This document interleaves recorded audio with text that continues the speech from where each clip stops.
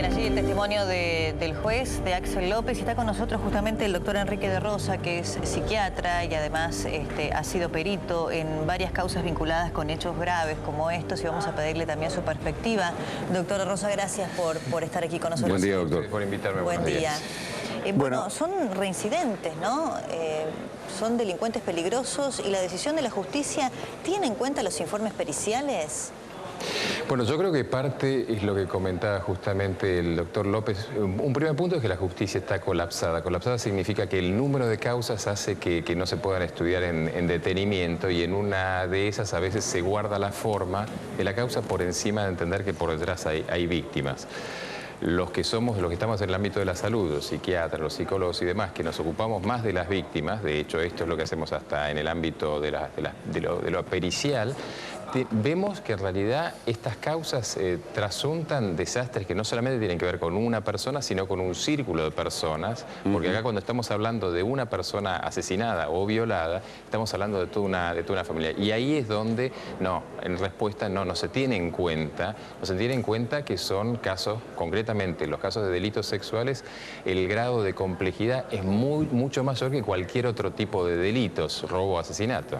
La pregunta que debe estar haciéndose mucha gente en su casa, doctor, es: a través de un examen psiquiátrico que realizan ustedes cuando el abogado defensor, por ejemplo, está pidiendo la libertad condicional porque legalmente está en condiciones, ¿se puede determinar si esa persona que asesinó o que violó y asesinó puede llegar a reincidir, o el nivel de reincidencia que puede tener esa persona en el delito? Bueno, hay, por un lado, primera cuestión, los exámenes periciales son en general muy breves, no son lamentablemente exámenes en continuidad, ¿sí? Si uno actuara realmente pensando en el riesgo que implican, debería hacer exámenes continuos, claro, porque en realidad uno analiza en un periodo, sea esto 2 o 3 entrevistas, sigue siendo en un periodo. La siguiente es entender la característica de cada uno de los delitos. En el caso de los delitos sexuales, la tendencia a la reincidencia es muy alta. Arriba del 90%. Claro, ¿se puede establecer más o menos, una estadística? Claro, en realidad la estadística normalmente es según los diferentes trabajos, entre el 60 y el 80%, según son los trabajos que... En definitiva, a los fines prácticos, es muy alta. Sí. La reincidencia existe. Entonces, más allá, y en respuesta a esto que usted me preguntaba, más allá del caso concreto y específico, uno sabe que es un tipo de delito que tiene una tasa de reincidencia, que esa persona uno evalúa en ese momento que en concreto parece tranquila, parece estar bien y demás, no implica que el peligro deja de existir.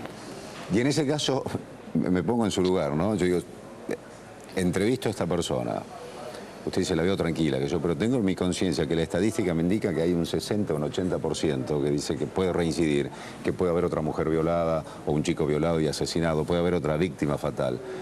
¿Su informe qué dice, doctor? No, normalmente los informes, en realidad justamente los informes periciales no son vinculantes, primer punto, sino el perito en realidad es un asesor, es un testigo privilegiado en algún sentido de la justicia, y lo que hace es informar al juez. Ahora, doctor, si yo soy juez, usted psiquiatra, tengo el informe suyo donde me dice, ojo que esta persona es peligrosa, yo también como juez puedo decir, lo tengo en cuenta, pero si me está diciendo un especialista en el tema, cierta vinculación tengo, cierto caso tengo que hacerle también. Porque yo como juez no soy psiquiatra, yo como juez tampoco soy un especialista si tengo un perito contador, por ejemplo, ¿no? O un perito ingeniero. O sea, si el ingeniero me dice en un informe, no, este edificio estaba por caerse, en definitiva es vinculante. Porque yo tengo que confiar en ese perito, lo que estaba diciendo como juez. Ahora, ¿no? el planteo sería el siguiente, lo cual, digamos, obviamente nuestro papel en algún punto es fácil porque podemos decir, miren, esto puede pasar. Ahora, ¿cuál es el lugar del magistrado? En realidad el magistrado tiene que decidir finalmente una única, y creo que ese es el problema, vía. ¿Lo encarcelo, mantengo un encarcelamiento, o lo excarcelo como la defensa va a exigirlo por cuestiones hasta constitucionales? El gran tema es que no tenemos un abordaje integral y separado de áreas. Es decir, ustedes han abordado en los últimos días, por ejemplo, temas como tiene que ver el aborto en el caso de mujer violada, el caso de víctimas de trata. En este caso concreto de Tatiana, todas las circunstancias en algún sentido confluyen, porque una de las dudas era si no era un secuestro extorsivo con la posibilidad de seguida de un caso de trata, con lo cual a lo que voy es implicaría un abordaje mucho más amplio y en el cual ese riesgo a nivel social, la sociedad posiblemente debiera quizás no tenerlo encarcelado, pero posiblemente tener un sistema de seguimiento mucho más concentrado, porque si tenemos solamente la posibilidad de internación psiquiátrica, internación carcelaria o libertad, evidentemente se nos cae mucha gente de por medio. ¿Y es un solo perito psiquiatra o son varios los que le envían un informe al juez o lo revisan? Actúan eventualmente el perito oficial, los peritos de parte y el magistrado tiene el derecho y la potestad de pedir todos los informes que consideren necesarios.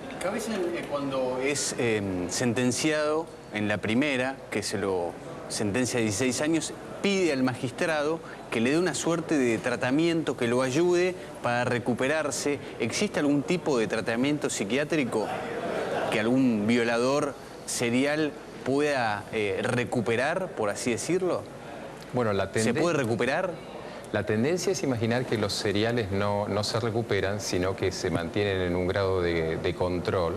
Por eso no hay cura para estos casos, porque en realidad es imaginar que esto es una patología y en realidad son estructuras de personalidad. Lo que sí requieren es un abordaje, como decía, en seguimiento. Ejemplo, tenemos que en el caso de Mendoza se instaló la idea de la castración química, el tema de antitestosterónicos, y en realidad tampoco funciona, porque en definitiva es no entender que la causa no es un incremento químico, sino que es una estructura de personalidad más amplia.